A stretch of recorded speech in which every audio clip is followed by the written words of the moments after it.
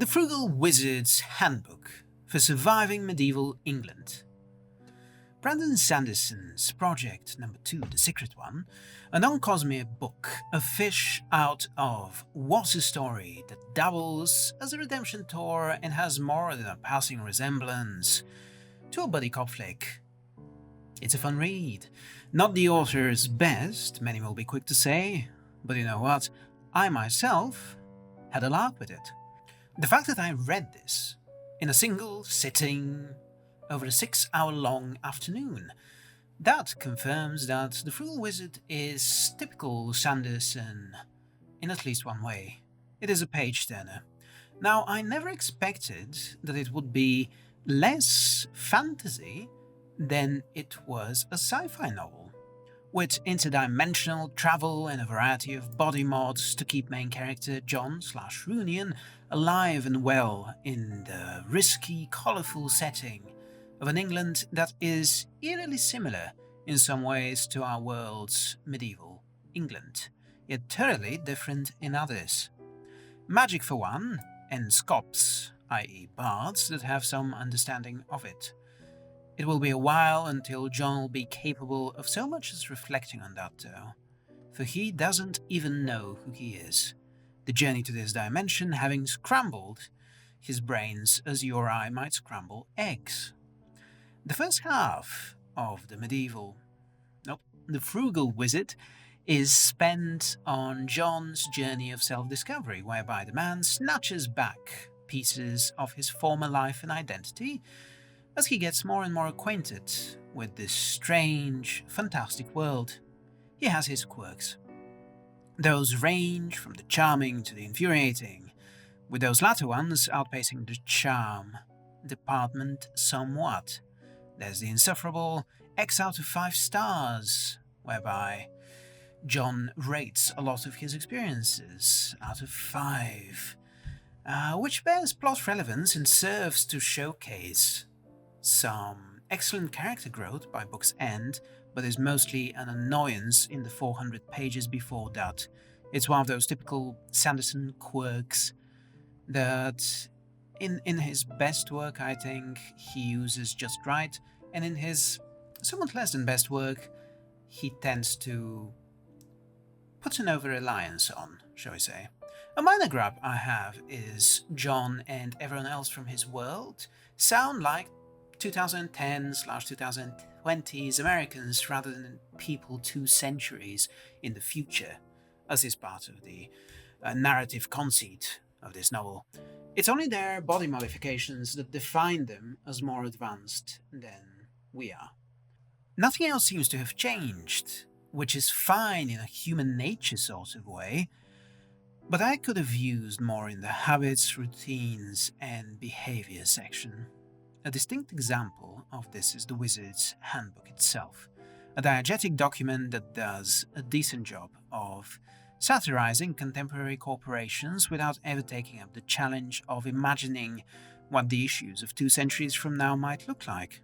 That said, it is damnably fun to read, and that's always been Sanderson's aim, as opposed to hardcore speculation. Presentation earns so many points for this one, from the endless doodles that accompany countless pages to a number of in-world illustrations and even full-color art showing off some of the more tense and humorous scenes in the novel, courtesy of Steve Argyle. Props on Bulgarian publisher Artline Studios for creating an exact copy of the original Secret Project novels, down to the hardcover art and all, and at I must say, far more agreeable a price than those original Kickstarter editions were. For myself, I really couldn't.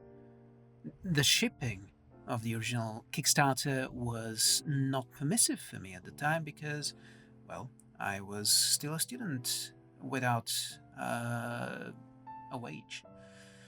But these books are great, and I hope that other countries have likewise translated Brandon Sanderson in absolutely stunning editions. I don't I this is the first book that I actually, this alongside with Tress of the Emerald Seas, in fact, were the first books of any like English science fiction and fantasy author that I did not read in English. It has been more than a decade since I've done that, but I had a great time because the editions, you just can't compare the mass paperback and hardcovers by Golan's or Tor or whatever with what was offered by this fairly mid-sized Bulgarian kind of deluxe edition luxury press.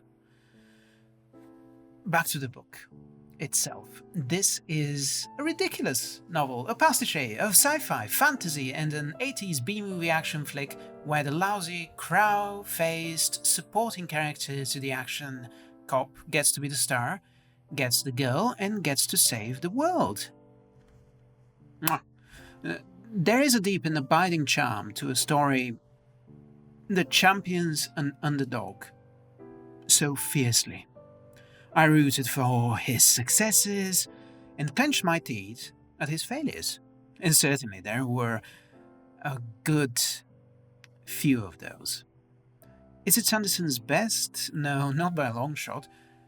But it is a tightly plotted, and it is different enough that what we get in the Frugal Wizard's Handbook for surviving medieval England is a breath of fresh air for those who, like me, might occasionally feel a deep fatigue from the ever more demanding connective tissue that binds the various books of the Cosmere. I'd score it anywhere between 3.5 and 4 stars out of however many you want. If I went for that kind of thing, which I don't.